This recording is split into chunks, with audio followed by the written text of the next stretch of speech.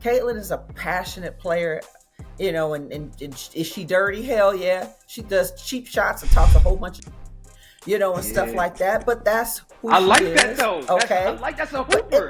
and that's what I'm saying, and that's cool. But let's not try to make it seem like she's the angel, because her fan base wants to make it seem like she's the angel. Christy saved the little white girl. No.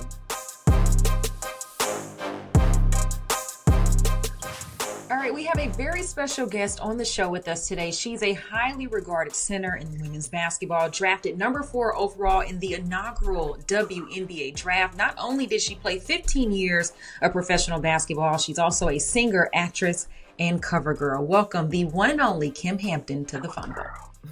Yeah. What's up? You looking like Khadijah James over there. You know what I'm saying? You looking real living single with the jersey on. Oh, yeah. And when on the Cover Girls, she did the Queen. She did the Queen collection for Cover Girls. See? Exactly. There we go. Synergy all around. It was basketball that connected us anyway. Absolutely. So you played for the New York Liberty for 3 years. Last night there was an NBA playoff game in the Knickerbockers in New York. They beat the Indiana Pacers. So I was going to ask, are you a Knicks fan? Of course. Why are you a Knicks fan? You're from Kentucky. Can I understand why? Well, okay, because I was born and raised in Kentucky, and when I became a senior in high school, I was this elite athlete, the top female basketball player in the state. Talk about it. Then I had won 3 state championships in the shot put, so I could have gone to college on a track or basketball scholarship. So I chose to go away. So I went to Arizona State. But when I graduated, there was no professional basketball in America. And then that's when I started playing abroad, the 12 and a half years. And then I got drafted to play for New York. So really, I became a Knicks fan because I lived like 26 years in New York. I was playing for the New York Liberty, the Dolan team, James Dolan and his family. They own the Knicks and the Liberty. And so that's why I'm a Knicks fan. Well, all right. Well, you brought him up. I wasn't even intending on asking the question, but obviously James Dolan has been much maligned by the Knicks fan base for a really long time. What were your experiences like working with the Dolan family? They were wonderful. I cannot complain.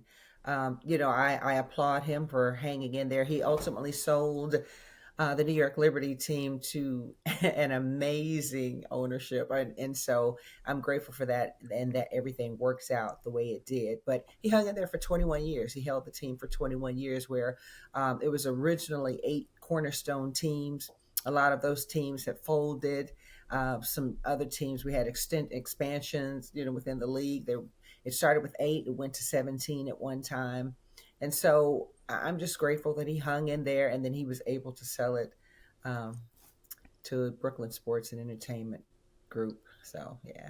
Yeah, Kym, I want to ask you, what was your reaction to finding out that the WNBA was going to be a thing? I was playing in Italy at the time, and I'm not for sure if you're aware, but I got approached by one of the players who was going to be playing for the other league that started right before the WNBA. As a matter of fact, they started right after the 96 Olympics, and that was the ABL. And so when I spoke to my agent, I was saying, hey, they're offering 6-figure contracts to play in the ABL. And I want to sign, and he was like, no, don't sign. He was saying the NBA is going to start a league, the WNBA, the following year. And so I was like, are you sure? He's like, Kym, he said, yes, I'm sure. Do not sign that. So I was pretty excited, looking forward to it. And not only that, they sent a scout over. Her name was Renee Brown. And she was traveling and visiting the countries where the basketball players were playing in. And she came to our game, and I never will forget. We had to play the best team in the league. I think we were ranked number 2 or 3 at the time, but we knew it was going to be a tough game. But ultimately, we ended up losing by 1 point, last second shot. And both my teammate, who is Michelle Edwards, she ended up being allotted to the Cleveland Rockers. And so how they started the league is, when it started, they allotted 2 players. For example, Lisa Leslie and Penny Toller went and played for LA. And then, they allotted Rebecca Lobo and Teresa Weatherspoon to New York, and so on throughout the rest of the teams.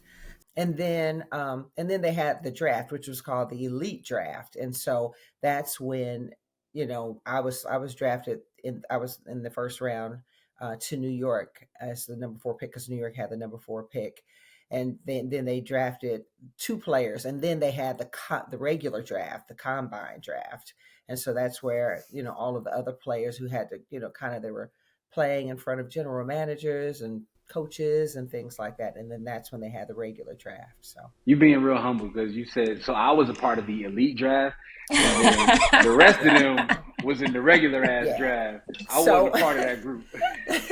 so it was really cool because I was like 35, getting turned 36 at the time, and it was really cool just to be a part of something that was going to start. It was kind of like finally basketball in America for women, professional basketball in America for women. It was just so awesome. I mean, it was surreal. We were just instantaneous rock stars. Yeah, it was just really, really cool. But how was the experience? Because up until last year, the players were still having to fly on basically public transportation, right? This year, they're using chartered flights. So what was the experience like, especially having come from overseas, where, from my understanding, women's basketball is so highly regarded and the women are so well taken care of. How was those first years of the league?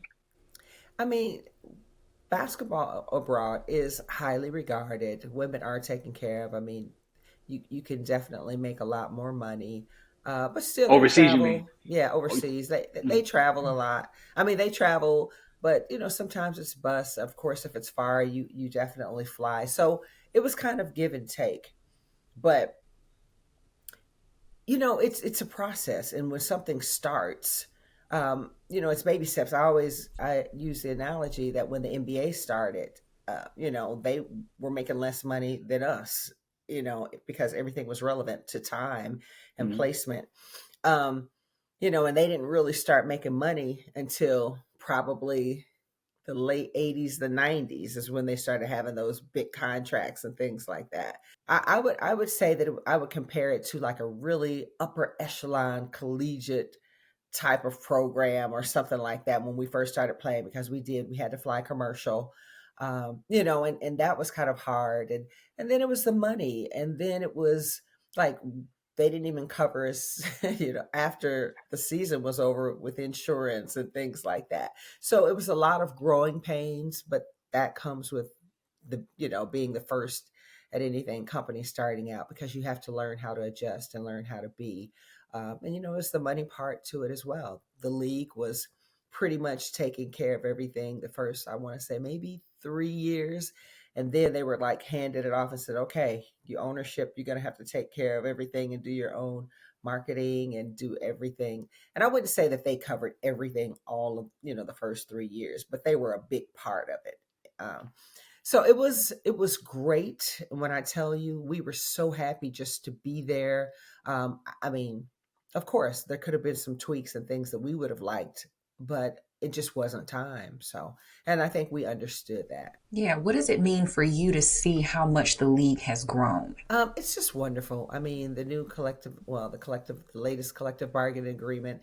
I think it's just going to continue to grow. But it was big when we first started playing. I mean, people want to kind of make it seem like the numbers, the sellout crowds and things just started happening. Oh no, we were selling crowds out too when it first started, and everything. So FYI, the Washington Mystics, I mean, I think they held the record for like the maximum. Then you had Houston, they always had showed up in big numbers. The New York Liberty showed up in big numbers. So um, it's wonderful to see where the game has gotten to.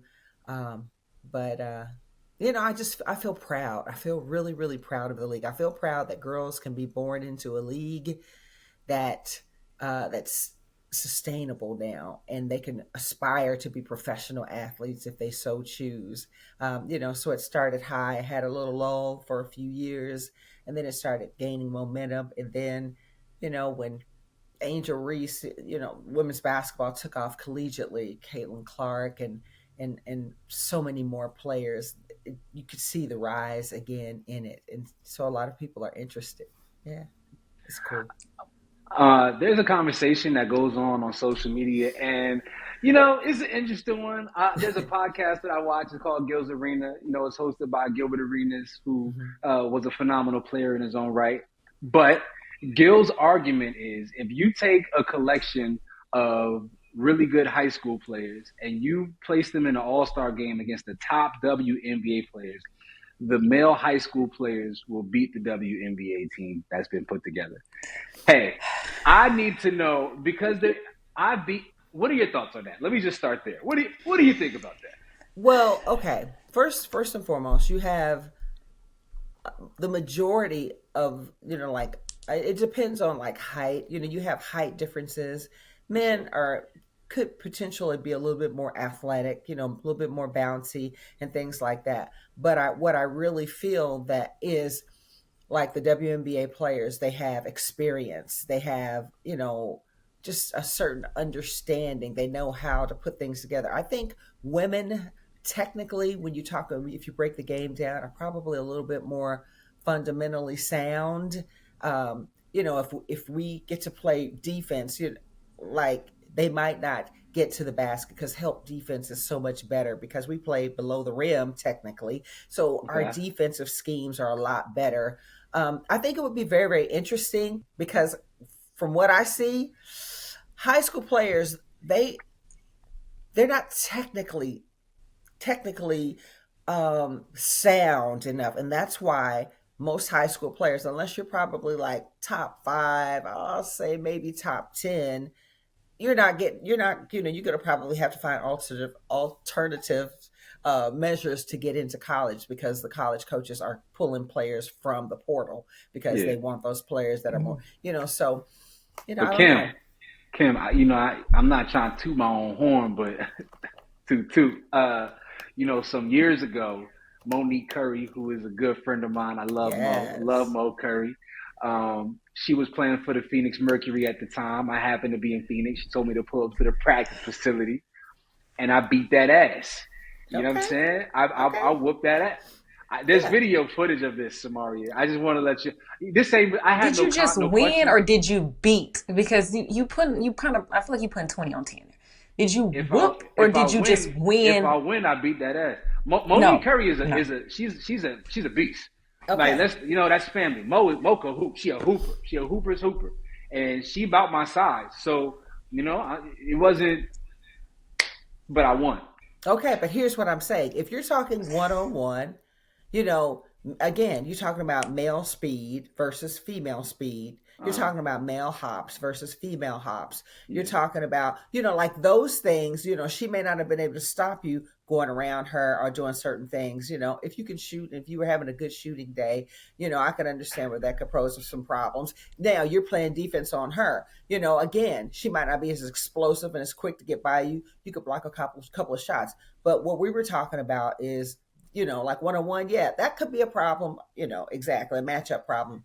But if you're talking team stuff, okay. where the women's teams can put together defensive schemes where they can scout you and lock down certain things. Oh, this player can't go right, so you're overplaying. So that's a little different. One on one, yeah, it might be tough, because men are usually a little quicker than women. You guys have some size, but you said you guys were comparable in size. But Yeah. again, men, that's what brings up that whole, gender uh thing, with transgenders wanting to participate in Oh, we took a women's sharp left. sports, All right. exactly. Because I'm just saying, because naturally men, when you talk about when you played her, you were probably in your prime, you were probably strong, quick, and things like that. And Baby, I'm most, still strong and quick. You know what I'm yeah, saying? You know what I'm saying? yeah, yeah. All right. Sorry, All Samaria. right, so you Samaria you hate. got her, you got her. That's okay. But like I Yeah. said, you put your team together, it would be a whole different story. You might not get to the hole as fast because we got that shifty help side defense that's going to I'm come not worried over. about that. The only woman that I've never been like really afraid to be in front of is Cappy Pondexter and Matei Ajaban. Yeah, Ooh, Cappy and Matei, I'm super scared of that. Rucker And girls, yeah, yeah. I'm from Jersey. You see what it is. So like, Ah, yeah. it's a thing. It's a thing. Kim, I did want to ask you about some of the storylines right now in the WNBA. Do you feel like things have gone too far? Do you feel like this is good for the league? What storyline are you particularly talking about? Exactly. Expound. Exactly. That Angel was Reese, broad. Caitlin Clark storyline, the rivalry Okay. between the two ladies. I really feel that some of it is good for the league. I feel that because it's bringing hype, it's bringing interest of people, it's bringing the fan base. Now, where it takes a sharp left for me, and when you make it a racial thing, um, and then and it's fans, and I think it's the media and everything too, because again, I remember when Caitlin was in college, all you could see is Caitlin Clark, Caitlin Clark, Caitlin Clark. But there were several players that had done similar things. Like, let's take Lynette Woodard. When she, they didn't want to combine her all of her points when she played in AIAW. The NCAA said we're only counting, when she played in the NCAA.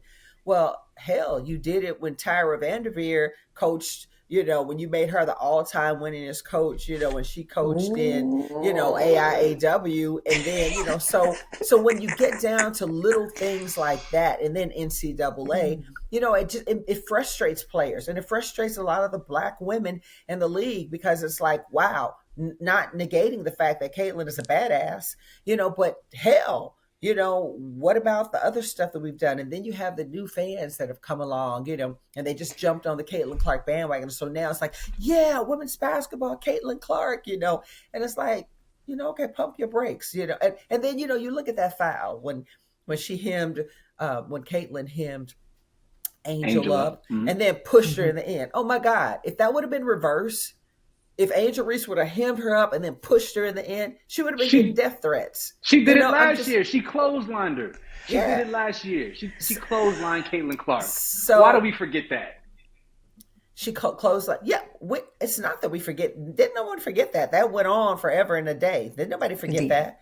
I mean, Indeed. I'm saying, the Caitlin Clark fans did not forget that at all. But I'm just saying, the league, let's not breathe more into stuff than it has to be. Caitlin is a passionate player, and is she dirty? Hell yeah. She does cheap shots and talks a whole bunch of, and stuff Yeah. like that. But that's who I she like that is. though. Okay. That's a But hooper. and that's what I'm saying, and that's cool. But let's not try to make it seem like she's the angel, because her fan base wants to make it seem like she's the angel. Christy Mm. saved the little white girl. No, she's a badass. She's feisty. She's gonna talk. She's gonna say she's not backing down. And things like that. And so that's what it is. Don't make it a race thing, because that's how she is. And then don't make Angel seem like the bad girl when she does that. When she's flashing her ring, when she's doing, whatever, you too small, whatever, let the players be who they are and understand ain't none of them perfect. All of them have bad streaks in them. It's a human nature, who we are. Don't try to make it seem like good versus evil. That's all I'm saying. Don't bring the racism stuff in there. Like, we don't, like, as WNBA players, we don't want that negative stuff. Like, that's not in sports. Like, sports, I don't think it has a place for racism to me. I think we should Yeah. keep it as players, just your athletes. Yeah. I mean, it's just a sign of the times that we're in, right? We live in very divisive times, and the spectrum is like you either got to be on this side or that side. Literally, everything is black and white, both figuratively and literally. And so, unfortunately, or fortunately for the WNBA, because they are benefiting from the narrative that's been formed, we have a white player and a black player who clearly have some level of tension between them. They don't like each other. They compete against each other at the highest levels. And when you get that, you get the same kind of outcome as Magic and Bird. And, obviously, Angel is not on the level of Magic or Bird or even Caitlin, if we can be honest. Mm-hmm. But she has an image and a brand that is just as powerful, I feel like, as Caitlin. Her brand is way bigger than her game at this stage of her career. And I kind of wanted to ask you about that. As a post player, what does Angel need to do to be more efficient around the basket? Because in year two, she is still seeming to struggle with her touch. Yeah, I think that she needs to kind of define what type of player she wants to be. it might not be that player underneath the basket. She might be more of a face up type of player. Let's take, Asia Wilson, for example. Asia, to me, is more of a face up person. I'm going to take you off the dribble. I'm going to shoot that midi. And that's been very effective for her. Of course, she can, play with her back to the basket, but I think she's just way more efficient when she's facing the basket. And I think Angel could probably be that player, but it just boils down to putting work in. And Lisa Leslie, I applaud her. She definitely reached out and worked with Angel over over the off season, during the off season and things like that. But I think Angel really just needs to lock in and focus on getting better so that she can continue to build her brand, so that she can continue to be the player that she can be, that she can be. Does she have too much going on away from the court? And that's what I said. That's what I meant by focus, because it was at one point, I remember Lisa Leslie, I want to say maybe in the second year, I remember she kind of made a statement that she needed to focus on basketball, let the main thing be the main thing, and focus on that and let everything else, because she was getting modeling contracts. And, because the WNBA had just started, there was just so many, just marketing opportunities and things like that. And so you can, and so maybe she got caught up in all of that and wasn't performing as well as she could have. But when she got refocused, baby, she came like balling. And so I think that's what Angel needs to do. Angel needs to really decide that, no, this is where I want to go. This is where I want to be as a player. And she needs to get with people. I don't know if that's getting with Akeem Olajuwon and his group, or, I don't know. I know that there's other people out there as well, but I think that she just definitely needs to focus and just kind of identify herself, because what you do in college, or what you did in college, it got you there and it made you the superstar that you were in college. But you got to have 2 or 3 more bump ups to be able to play. So now every night you got players and you have your back to the basket, and those players might be taller than you. They might be more athletic than you. We talk about defensive schemes. You're scouted down. Everyone knows your strengths and your weaknesses. And so I think you have to kind of just decide. You got to watch film. You have to really put the work in if you really want to succeed. You look at Caitlin Clark. When she came in, she was averaging maybe 10 turnovers a game. She wasn't able to get the shots off. She wasn't, and the physicality of the game threw her off, because she was used to getting all of those little puff fouls in college, and things like that. And these women were like, hell no, you're going to earn everything you get, and the referees let them play. And it's great for the league. Like, no one wants to come and see the referees, like all of the players having 3, 4, and 5 fouls, every single game. Like, who wants to see that? So she got smart. She put the work in. She watched film and she realized, okay, if I do this, this, and that, okay, I'm going to work on this. I'm going to work on that, and so that's what you really have to do if you want to succeed in this league. And she's going to have to pull that together. Okay. Well, Kym, before we let you go, I want to know, who is your early favorite to win it all right now in the W? The New York Liberty. What do you think I'm going to say? What? What do you really think I'm going to say? The New York Liberty. I thought you shocked. I mean, they're winning right now and doing things, but they need to get better in certain areas, and I believe that they can definitely do that. So yeah, it took us 28 years to get the first ring. Come on, we can get a couple of those. Yeah. Let's run it back. Shout out Natasha Cloud, man. That's family. You know what? And that's what the Liberty needed. The Liberty needed, they just need to get more athletic. Just, players that are unafraid, players that are aggressive and play aggressive defense, players that, are unafraid to go to the hole and to get bumped and to get fouled. They just need that, they just needed those type of players, those dogs. And yeah, Natasha Cloud, she's, not only is she able to get her own, but she's able to, to relieve some of that tension from Sab, from Sabrina and Stewie and things, because she is a threat and she's, able to open other people up as well. So, yeah. Absolutely. Hey, Kym, this has been amazing. Thank you so much. Like, we have to have you back as the season continues to unfold. I want to hear so many more stories from your experience and your perspective, because this was really, really fun for me, and I'm sure Samaria, you'll agree with that as well. Yes. It was great. Yeah. Thank you so much, Kym. So you let us know what color your jersey is going to be next time so we can coordinate, because we kind of coordinating right now a little bit. You know what I'm saying? We are. Exactly. Yeah. And then we'll talk some more hoops, and not just women's hoops, basketball across the board. Thank you. This was absolutely special for us. We appreciate you. I thank you all as well. And I look forward to doing it again. I look forward to running it back like the Liberty. Let's run it back.